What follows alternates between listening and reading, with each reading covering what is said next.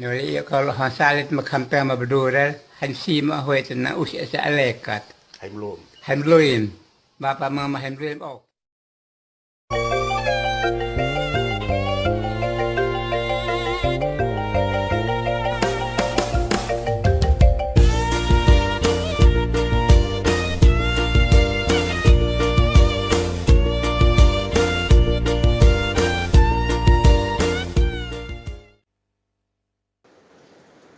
Rayuan manis istri, penjara bagi sang pekerja rumah tangga yang baik hati dan tulus.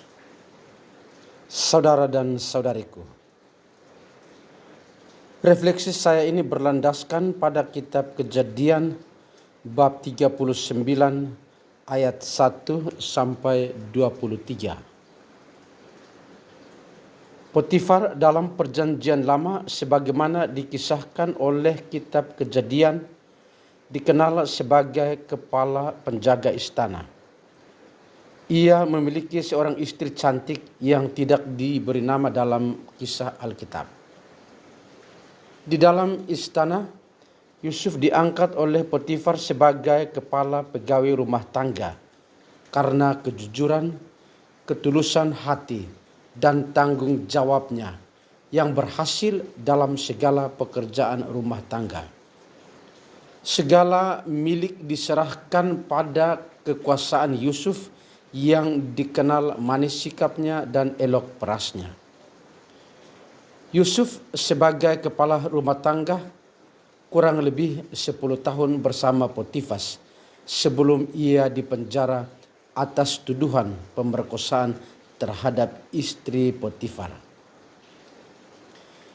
Yang menarik dari kisah ini dalam ayat ke-7 diceritakan bahwa sang istri Potifar mengajak Yusuf, "Marilah tidur dengan aku."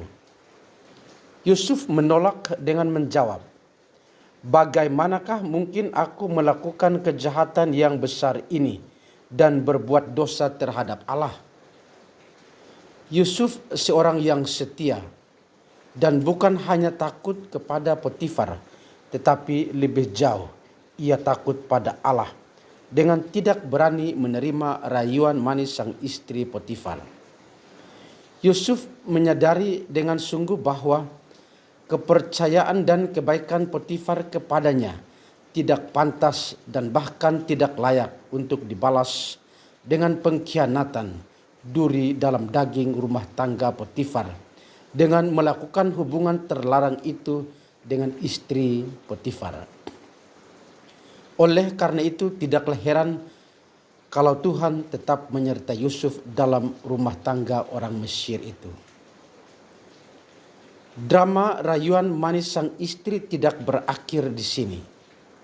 Pada suatu hari, masuklah Yusuf ke dalam rumah untuk melakukan pekerjaannya, sedang seisi rumah itu seorang pun tidak ada di dalam rumah.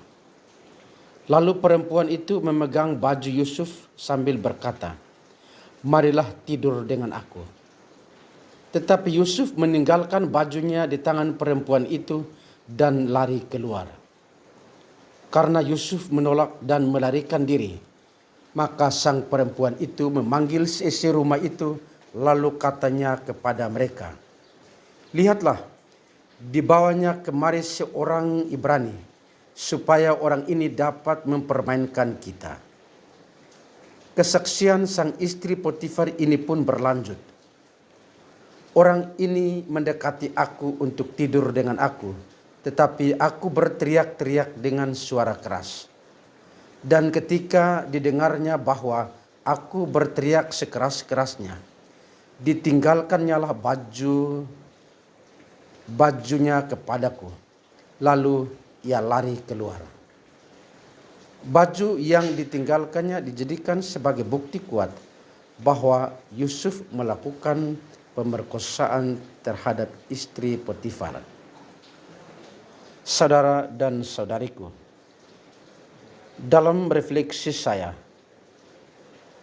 istri Potifar merasa ditolak dan ia harus berbalik membuat pembenaran diri dengan fitnahan terhadap Yusuf karena ia tentunya merasa terhina Ajakannya ditolak oleh Yusuf, apalagi kalau ketika Yusuf tanpa baju lari keluar rumah, sempat dilihat oleh pekerja-pekerja lain yang kebetulan berada di sekitar rumah. Maka jalan keluar yang terbaik adalah membuat fitnahan dan menyalahkan Yusuf, seolah-olah Yusuflah yang berusaha untuk melecehkan sang istri, apalagi dengan bukti yang lengkap dan akurat, yakni baju Yusuf yang tertinggal di dalam kamar sang istri. Tidaklah mengherankan bagi saya bahwa sebagai seorang istri, ia melaporkan skenarionya ini kepada suaminya Potifar. Bangkitlah amarah Potifar. Yusuf ditangkap oleh tuannya dan dimasukkan ke dalam penjara atas tuduhan pemerkosaan terhadap istri Potifar. Saudara dan saudariku, Yusuf pribadi yang takut akan Tuhan berani menolak perintah istri sang bos. Ia menyadari bahwa penolakannya ini bisa berbahaya bagi masa depannya, yakni penjara. Drama istri Potifar berhasil karena bukti, yakni baju Yusuf yang ditinggalkan dalam kamar mereka.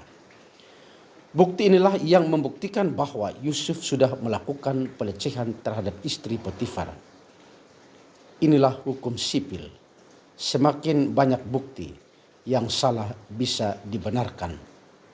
Padahal kenyataannya istri Potifarlah yang dengan rayuan manisnya berjuang untuk mendapatkan Yusuf yang setia, taat, tulus, dan bertanggung jawab, termasuk ganteng dan elok parasnya. Amarah Potifar sang suami bangkit dengan berpatokan pada bukti rekayasa yang dibuat oleh sang istri tanpa suatu penyelidikan untuk memperoleh kebenaran yang sebenarnya. Nasib Yusuf berakhir dalam penjara atas bukti kuat pelecehan. Dari kisah rayuan manis istri Potifar yang berakibat pada penjaranya Yusuf sebagai korban rekayasa, marilah kita belajar dari pribadi Yusuf yang setia pada Tuhan, pribadi Yusuf yang bertanggung jawab, pribadi Yusuf yang tidak mudah menjatuhkan orang lain dan keluarganya, pribadi Yusuf yang patuh, pribadi Yusuf yang taat kepada Allah, walaupun ia mengorbankan dirinya dalam penjara. Di dalam penjara pun, Yusuf tetap dipercayai dalam banyak hal. Janganlah khawatir, Allah tetap menyertai dan membimbing setiap orang yang takut akan Allah. Dan kebenaran, cepat atau lambat, pasti akan keluar sebagai pemenangnya.